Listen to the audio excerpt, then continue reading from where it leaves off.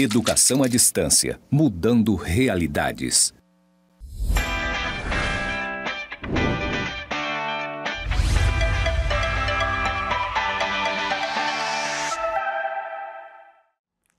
Olá, galerinha, tudo bem com vocês? Eu sou a professora Rucilane e estou ministrando a disciplina de Contabilidade Pública. Hoje, nós vamos dar continuidade, estamos na nossa aula 4 e vamos falar sobre os relatórios exigidos pela LRF. Mas, antes de iniciarmos a nossa aula, vou fazer a minha audiodescrição, tá? Eu sou mulher, parda, tenho 1,60 m, estou vestida com blusa verde, calça branca e sapatos beges. Ao meu fundo temos aqui uma parede branca, com letreiros verdes também, escrito EAD, Mudando Realidades. A nossa gravação está sendo aqui no Instituto Federal de Rondônia, no campus Zona Norte, ok? Bom, feito isso, agora vamos dar início à nossa aula.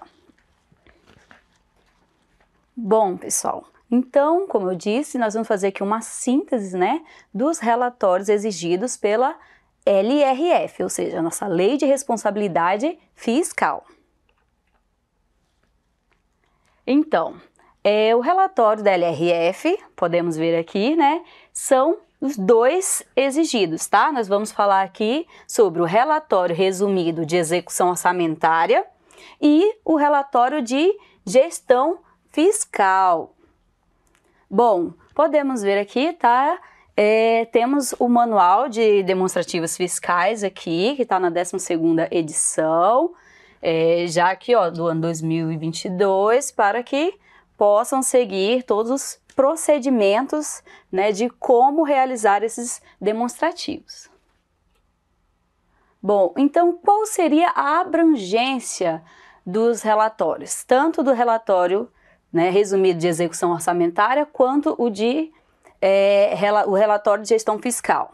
Ele é abrangido lá pelos os órgãos, que abrange a administração direta, ou seja, o Poder Legislativo, Executivo, Judiciário, as autarquias, as fundações, os fundos e as empresas, tá? As estatais dependentes. Também é abrangido pelo quê? Os consórcios públicos também devem fazer esses relatórios, e as defensorias públicas estaduais e da União, isso com a emenda 45 de 2004, tá? E aqui a gente pode dizer também, citar aqui o acórdão número 2153, aqui de 2014, que ele também nos traz aqui a determinação contida nos limites, dos limites que a Defensoria Pública e estaduais da União, elas devem seguir, tá bom? Então, novamente, a abrangência, poderes aí da administração direta, autarquias, fundações, fundos, empresas estatais e consórcios públicos e defensorias públicas. Vamos lá. Tá, então vamos começar falando aqui sobre o relatório resumido de execução orçamentária, tá? Só para falar com vocês, gente, esse relatório, ele já vem, às vezes as pessoas confundem, será que ele foi criado lá com a LRF?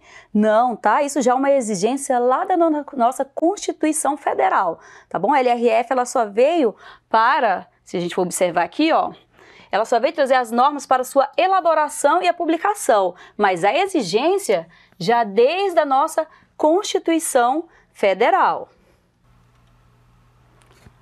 Quais são as especificidades do relatório resumido de execução orçamentária?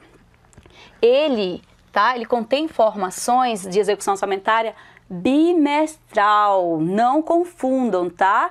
Enquanto a outra é quadrimestral, RGF aqui é bimestral. Professora, como é que eu vou lembrar? Só prestar aqui, ó, tá vendo esses dois R's?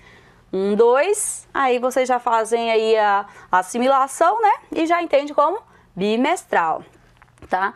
E qual é o objetivo dele? No que ele auxilia? Ele auxilia o quê? ajuda a compreender a situação fiscal do município, não é isso? Com dados sobre a execução orçamentária das receitas e da despesa, ou seja, tanto das receitas arrecadadas quanto das despesas empenhadas. Então, ele visa fazer todo esse acompanhamento para verificar se está tudo correto, se estão cumprindo os limites, né? Vamos lá. O relatório, ele deve ser publicado e disponibilizado ao acesso público, tá? Inclusive em meios eletrônicos, o quê? Até 30 dias após o encerramento do período a que corresponde. Ó, essa data muito importante. Então, vamos lá. Ele contém informações bimestral, né? Bimestralmente. A execução, tanto ele vai compreender, ajudar a situação fiscal e vai auxiliar os dados lá sobre execução orçamentária, tanto da receita e da despesa, e deve ser publicado 30 dias após o encerramento do período. Vamos lá. O réu, ele tem os seguintes demonstrativos, tá? Temos aqui o balanço orçamentário.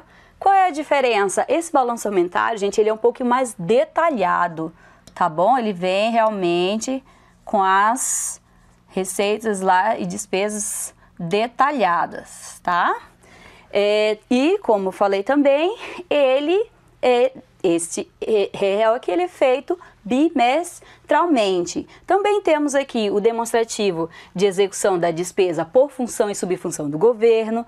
Temos aqui o demonstrativo também da receita líquida, né? Lembrando que a receita líquida, tá? Ela é calculada dos últimos 12 meses. Não esqueçam disso, sempre dos últimos 12 meses. Temos também os demonstrativos aqui da receita previdenciária, não é isso? Aqui é contada onde estão as taxas da administração e também os pagamentos feitos de pensões e pensionistas. Temos também o demonstrativo aqui do resultado nominal, tá? Tanto nominal quanto primário. O primário soma todas as receitas, exceto, tá? Exceto aqui, ó, excluídas os juros e o montante e o capital. Montante e capital aqui são excluídos. Já o demonstrativo do resultado são todas as receitas arrecadadas diminuídas pelo resultado nominal, todas as receitas arrecadadas diminuídas, né, ou deduzidas pelas despesas empenhadas. Voltando aqui, aproveitei para trazer aqui, tá, os limites das despesas aqui, que a gente vai falar mais daqui a pouco, né, das despesas, aí eu trouxe aqui para que você já tenha uma ideia, que esses limites aqui, eles são baseados na receita corrente líquida. Aí temos da União, que é 50% assim, aqui por gasto de despesa com pessoal. Os estados, aqui, né, o nosso executivo, por exemplo, aqui nos estados 49, legislativo 3, judiciário 6, MP 2. E nos municípios aqui seria 60%, que é executivo 54% e legislativo 6%. Temos mais outros aqui, né? Temos aqui os demonstrativos aqui de restos a pagar por poder e órgão. Temos o demonstrativo de receitas e despesas com o desenvolvimento do ensino, né? Aqui que é verificado para ver se os limites estão sendo aplicados de forma correta, está sendo aplicado lá os 25%, né? Aplicados na educação, se essa receita estão aplicando na educação, os gastos. Temos o demonstrativo aqui com a saúde, né? Que os estados seriam o quê? 12% e o município 15%. E temos também o demonstrativo simplificado de resultado, temos aqui o demonstrativo simplificado do relatório resumido de execução orçamentária. Também temos, tá? Porém, esses aqui, eles são elaborados já são exigidos no encerramento do último bimestre.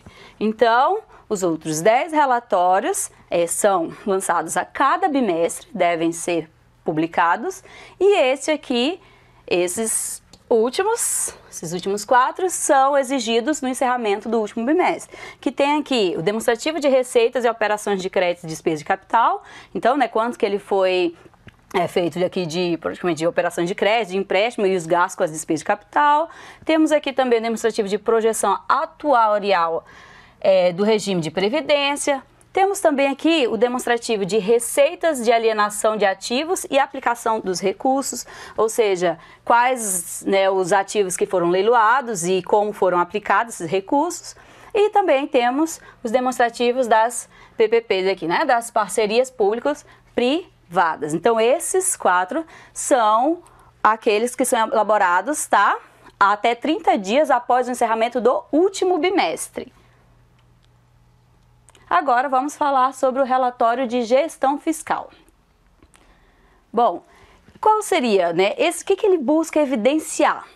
O nosso relatório de gestão fiscal, ele evidencia se os poderes estão dentro dos limites de despesa com pessoal, de dívidas consolidadas imobiliária, tá? De concessão de garantia e de operação de crédito. Ele também vai indicar o quê? As medidas corretivas, caso esses limites tenham sido ultrapassados. Aí a gente vai trazer aqui algum desses limites, ok? E qual seria o principal objetivo do RGF? Então, ele visa o quê? Dar transparência, tá? À gestão fiscal do titular do poder ou órgão realizada por período, principalmente por meio da verificação do cumprimento de limites, como nós já falamos. Então, é por meio da RGF que vai ver o quê? Que vai trazer a responsabilização, né? Que eu, como gestor, ou vocês, né, futuros gestores públicos, vocês vão, por exemplo, prestar contas, né, de como que foi, se estão cumprindo tudo certinho esses limites. Bom, então vamos trazer qual é o prazo aqui. Esse prazo, tá, ele deverá ser publicado, esse relatório, até 30 dias após o encerramento de quê? De cada, aqui ó, quadrimestre, tá? Não confundo. Enquanto o RLA, ele seria bimestralmente, aqui quadrimestralmente, ok? E se caso o gestor ou o ente descumprir esse prazo, o que vai acontecer? Então, o descumprimento desse prazo, ele sujeita o ente, tá, ao impedimento de quê? De receber transferências voluntárias, então ele não vai poder receber transferências, e também de contratar operações de crédito, tá? Então, nada de empréstimo por esse tempo. Claro que tem a exceção aqui, se for destinado a refinanciamento do principal atualizado da dívida mobiliária. Então, essa aqui é a exceção. Então, não cumpriu, automaticamente está impedido tanto de receber essas transferências voluntárias, quanto contratar esses empréstimos. E aqui tem um caso que tá de facultativo. Qual é esse caso? É facultado aos municípios com população que inferior, não confundam, inferior a 50 mil habitantes, tá? Eles podem optar por divulgar semestralmente o RGF. Então, se o município tem uma população menor que 50 mil, ele pode simplesmente divulgar a cada 6 meses e não 4 meses. Bom, e quais seriam os relatórios? Temos aqui o relatório de gestão fiscal conterá demonstrativos comparativos com os limites de que trata a LRF dos seguintes montantes. Temos aqui o demonstrativo da despesa com pessoal, né, que a gente acabou de falar para vocês ali os limites, já trouxemos quando a gente estava falando que era baseado lá na receita líquida. Temos aqui o demonstrativo da dívida consolidada líquida, ou seja, de quanto, né, que da dívida lá está, de quanto essa dívida está utilizando da receita líquida. Temos o demonstrativo das garantias e contragarantias, também, que o ente realizou, e também o demonstrativo de todas as operações de crédito que foi realizada pelo ente. Bom, aqui também temos um outro demonstrativo que ele só é exigido também no último quadrimestre, tá? Qual seria esse? O demonstrativo de disponibilidades de caixa e do resto a pagar. Porque é aqui no final, apenas no último quadrimestre, que a gente vai saber realmente quanto que vai ficar de restos a pagar, ok? Vamos lá, o que mais aqui? Ainda falando sobre a RGF. A RGF, ou relatório, né, que a gente fala, indicará medidas corretivas adotadas ou adotar-se o quê? Se ultrapassar qualquer dos limites. Novamente aqui, tá? Em todos os demonstrativos será permitido o desdobramento das informações julgadas necessárias para melhorar a transparência. Então, você pode, cada demonstrativo é permitido, tá, que venha com mais detalhes, para que traga mais transparência. Vou trazer para vocês aqui também, gente, a diferença entre o RGF aqui do Poder Executivo e o RGF dos Poderes Legislativo, Judiciário e do MP. Vocês vão ver aqui que enquanto no Poder Executivo, tá, os comparativos dos limites, eles devem seguir o quê?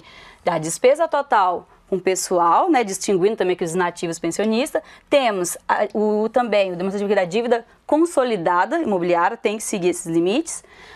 Os limites aqui da concessão de garantias e da operação de crédito, inclusive aquelas por aro, ok?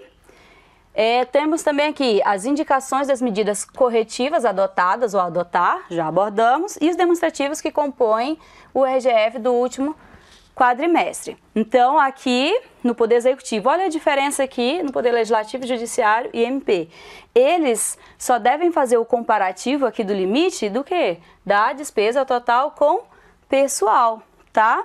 Então, tanto a dívida consolidada, concessão de garantias e operações de créditos, eles não precisam se preocupar com essa divulgação desses limites. E já os outros dois seguem igual aqui, né? Tem que ter a indicação lá das medidas corretivas e também trazer todos os demonstrativos que compõem o RGF do último quadrimestre.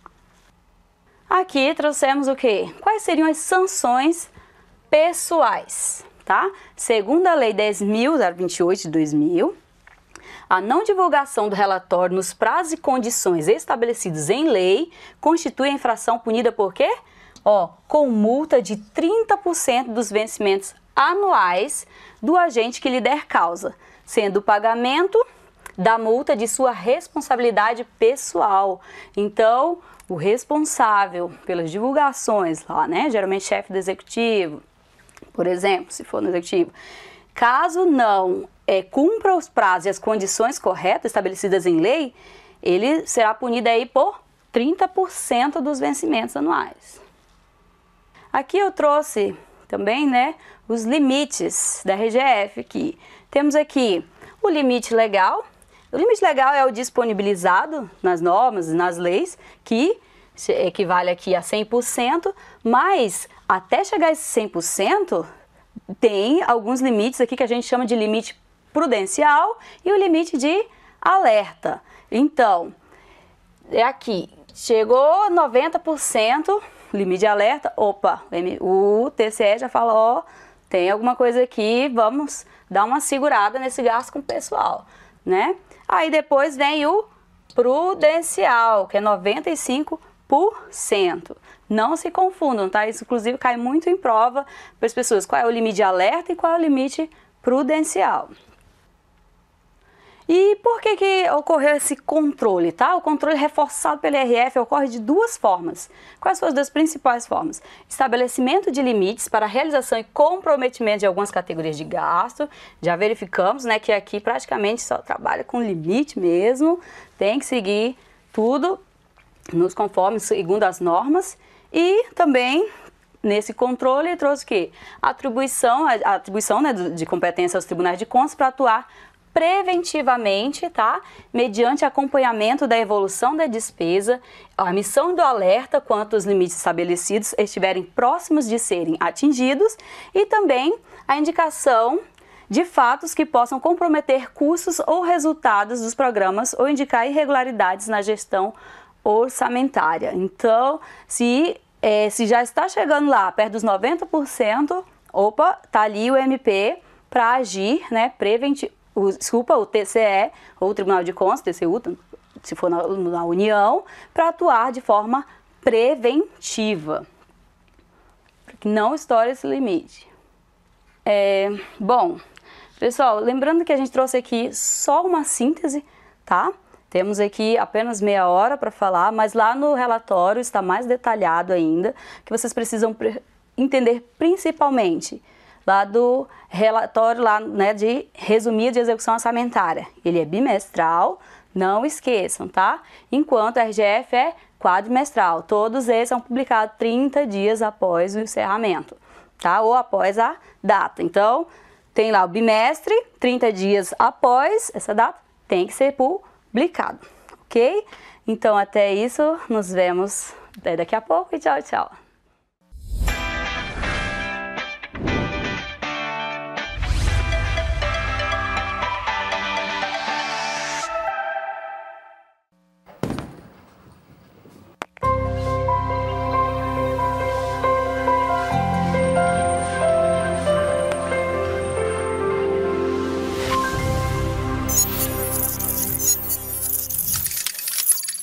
Educação à distância, mudando realidades.